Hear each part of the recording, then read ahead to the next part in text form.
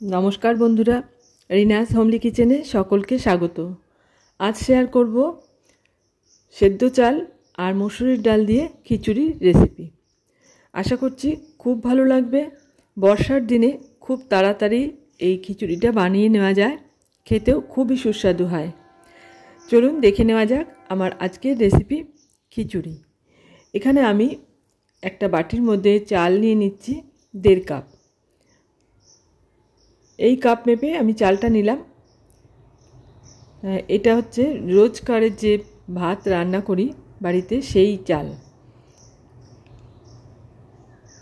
মসুরির ডালের সাথে এই সেদ্ধ চাল দিয়ে খিচুড়িটা খেতে খুব ভালো লাগে।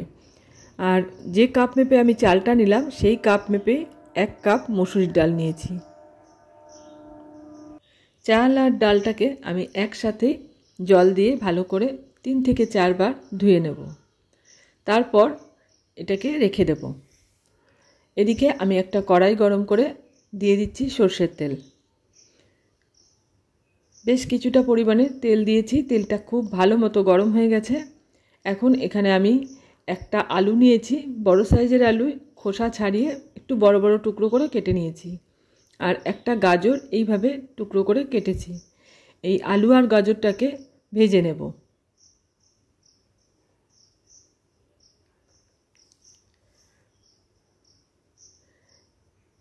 একটু লালচে করে আলু আর গাজরটাকে ভাজতে হবে।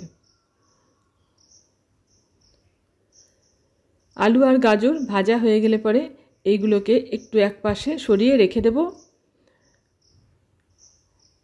আর এখন আমি এর মধ্যে এখানে একটু নারকেলের কুচি নিয়েছি। এই নারকেল কুচিটা ভেজে নেব। নারকেলের বদলে আপনারা এখানে চীনাবাদামও দিতে পারেন, সেটাও ভালো লাগে। তাই নারকেল কুচিটাকেও আমি হালকা করে একটু ভেজে নিলাম। এবার এই নারকেল কুচিটাকেও সরিয়ে রাখলাম। এবার ফোড়ন দেব। একটা তেজপাতা, 2টো শুকনো লঙ্কা, 1/2 চামচেরও কম দিচ্ছি জিরে, আর দিচ্ছি 1/4 চা চামচ রাঁধুনি। এবার এই ফোড়নটাকে খুব ভালো করে ভেজে নিতে হবে। 10 থেকে 15 সেকেন্ড আমি ফোড়নটাকে ভালো মতো ভেজে নিয়েছি। এবার এর মধ্যে দিয়ে দেব রসুন কুচি। এখানে 7 কোয়া মতো রসুন আমি একটু কুচি করে নিয়েছি। রসুনের কুচিটা দিয়ে দিলাম। আর রসুনটাকেও আবার একটু ভেজে নেব।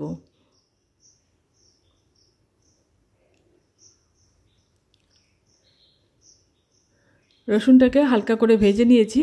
এখন এর মধ্যে পেঁয়াজ কুচি দেব।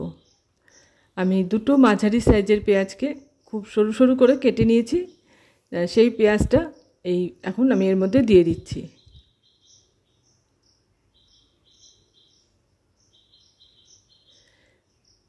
পেঁয়াজটাকেও ভাজতে হবে, তবে খুব বেশি ভাজবো না, একটু নরম নরম করেই ভেজে নেব।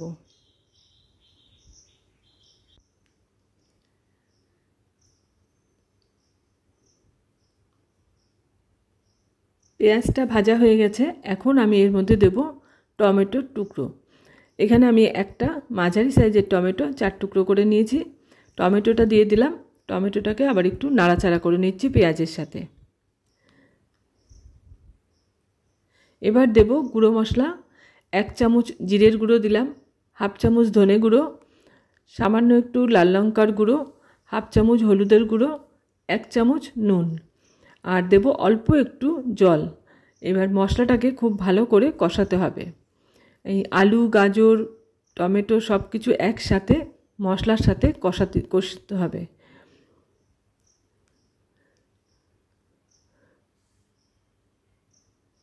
গ্যাসের ফ্লেমটাকে মাঝারি করে দিয়ে খুব ভালো মতো মিনিট 2 সময় আমি কষিয়ে নিয়েছি। এবার এর মধ্যে ধুয়ে রাখা চাল আর ডালটা দিয়ে দিলাম। এইভাবে যদি আপনারা খিচুড়ি না বানিয়ে থাকেন, একবার বানিয়ে দেখবেন, খেতে খুব ভালো হয় আর খুব তাড়াতাড়ি হয়েও যায়। এবার চাল আর ডালটাকে মশলার সাথে কষাবো।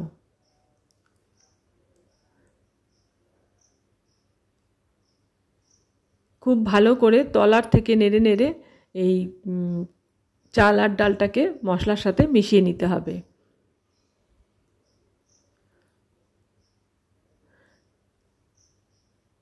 আমি খুব ভালো করে বেশ অনেকক্ষণ সময় নিয়ে মশলাটাকে চাল আর ডালের সাথে মিশিয়ে নিলাম। আর এরপরে এর মধ্যে দিয়ে দেবো গরম জল। ঠান্ডা জল দিলে কিন্তু এর স্বাদ নষ্ট হয়ে যাবে, গরম জল অবশ্যই দিতে হবে।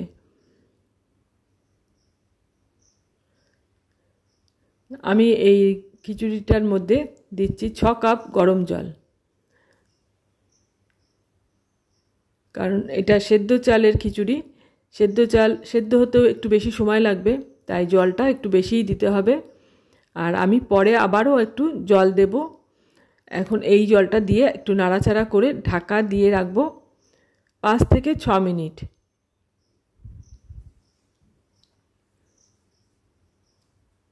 ছ মিনিট পর ঢাকাটা খুলে নিয়েছি, আর এখন জলটা অনেকটাই শুকিয়ে গেছে।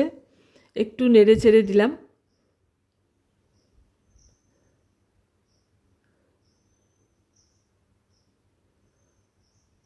আর এখন আপনাদের দেখিয়ে দিচ্ছি, দেখুন এখনও কিন্তু ভালো মতো সেদ্ধ হয়নি, তাই আমি এর মধ্যে আবারও 4 কাপ মতন গরম জল দিয়ে দিলাম। আবারও একটু নাড়াচাড়া করে নিলাম। আর এখন এর মধ্যে দিচ্ছি আবারও 1 চামচ নুন। আমি আগে 1 চামচ নুন দিয়েছিলাম, এখন আবারও নুনটা দিলাম।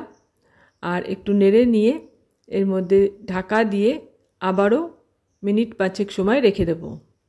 5 মিনিট পর এখন আবারও ঢাকনাটা খুলেছি। আর এখন আমি দেখে নেব এটা কতটা সেদ্ধ হয়েছে।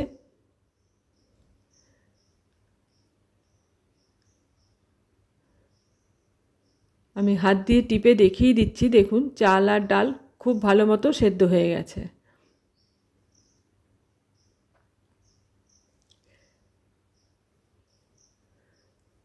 এই সময় খিচুড়ি কিন্তু তলায় লেগে যেতে পারে, তাই একটু তলার থেকে চেপে চেপে নেড়ে দিতে হবে।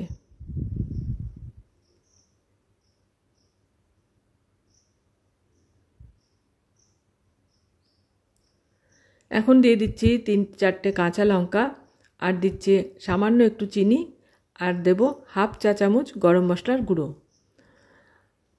ভালো করে মিশিয়ে নিলাম সব কিছু। আপনারা এখানে ঘিও দিতে পারেন, আমি আর ঘি দিইনি। ভালো করে মিশিয়ে নিলাম। আর মেশানো হয়ে গেলে গ্যাসের ফ্লেম অফ করে ঢাকা দিয়ে কিছুক্ষণ রেখে দেব।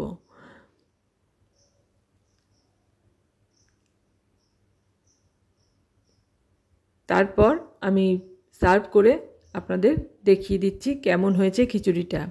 এই খিচুড়িটা বানালে এর সাথে যে কোনো একটু ভাজা, আলু ভাজা, পাঁপড় ভাজা, বেগুন ভাজা কি ডিমের অমলেট করলেই হয়ে যাবে। আমার আজকের এই খিচুড়ি রেসিপি আপনাদের কেমন লাগলো অবশ্যই কমেন্টস করে জানাবেন। ভালো লাগলে লাইক আর শেয়ার করে দেবেন। চ্যানেল এখনও সাবস্ক্রাইব করা না থাকলে চ্যানেলটা সাবস্ক্রাইব করে পাশে থাকা অল বাটনটা প্রেস করে রাখবেন। পরবর্তী ভিডিও নোটিফিকেশন আপনাদের কাছে চলে যাবে। আজ এখানে শেষ করছি, আবারও চলে আসব অন্য কোনো রেসিপি নিয়ে। এতক্ষণ আমার সাথে থেকে ভিডিওটা দেখার জন্য অসংখ্য ধন্যবাদ।